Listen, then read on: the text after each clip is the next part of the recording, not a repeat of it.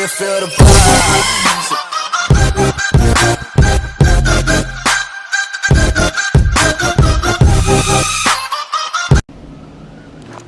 What is up, guys? It's your boy God's Alex Anto, and in today's video we got a solo squad intense gameplay video, and I'm proud to be uploading our very first video on the Gods clan.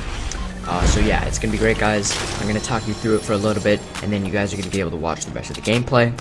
But yeah, we're gonna be talking about some tips and tricks and just building and type of stuff, and just all that. So I just want to tell you guys, solo squads are fun and all, but you gotta set a realistic goal, right? Now, I know people like to get dubs and stuff like that, like to play it safe. There's different ways and strategies on how to get victories in Fortnite. But I would definitely say, guys, that solo squads is definitely a very good way to, warm up your day for your first game and stuff, so that when you hop into solos, you can just destroy everybody you see. And again, guys, I wasn't really shooting for a dub here, guys, but as the game got closer and closer, and there's only a couple more teams, I really started to play smart. But yeah, guys, I mean, if you want to get better at shotgun kills and that type of stuff, shotgun accuracy, building, solo squads is definitely a way to go. But set a realistic goal. I mean, you're not gonna win a lot of solo squad games, but when you do, you feel really good. And yeah, I mean, you guys are gonna have to see what happens. But again, guys, set a realistic goal. Solo squads is a great warm-up game, and there's a lot of things that you have to put into mind as well. And that's when you first jump, right? Or when you're picking your location, you have to stick with that location, guys, because again, you got to remember this is squads, and people are going to be landing. A lot more people are going to be landing at the location based on where the direction the bus is going. And you got to remember that when you're landing there, you got to make sure that you're going quick and you're choosing that location. Even if someone's landing there with you, you got to stick with that plan, because you're not going to have a second chance to go to some other spot, because first off, it could be better, second off, it could be worse, and you don't really have time to come up with a decision on whether you want to go to a different location. So that's why, guys, when you're doing solo squads, even duos, and playing a 4-man squad, is very important that you choose a location and stick with that location. Now, the next tip that I think is very, very important for a successful victory or a good start off in a solo squad game is making sure that you know the layout of that location. Now, I chose Salty Springs because I've played a lot of games here where I'm confident enough to know the route, the route I'm taking, and the steps that I'm gonna be taking, to get some kills and just stuff like that. So it's really important that you guys just pick the location that you know very well. Don't go to Tilted Towers, especially in squads, guys. If you're doing solo squads, you're not gonna have a fun time. I mean, there are definitely a lot of pro players that have succeeded in doing it, but even then, you can tell that they've been practicing a lot to do something like that. And of course, I'm not like Tfue or stuff like that, but again, you gotta just practice, guys. You can't expect to win your first game on solo squads if you've never done solo squads before. But yeah, guys, now my next tip that I think is really important is, have a good IQ. Know what you're doing, have good edits, stuff like that. And I think that's going to be really important in you succeeding. And next thing, guys, rotate, keep your pace. I've seen a lot of mistakes with Fortnite players where if they're playing solo squads, they tend to kind of stay in that one area. And the problem with that is, if you're going to tend to stay in that one area, storm's coming in, and you have a very good chance of getting pinched by the storm or even getting hit by multiple teams.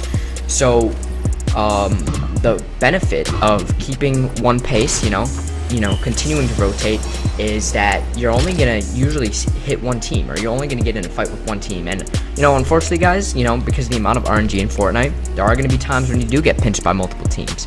But I mean, that's just the way it goes. So yeah, guys, I mean, just picking your route is gonna be really important as well. And I mean that for the entire game, guys.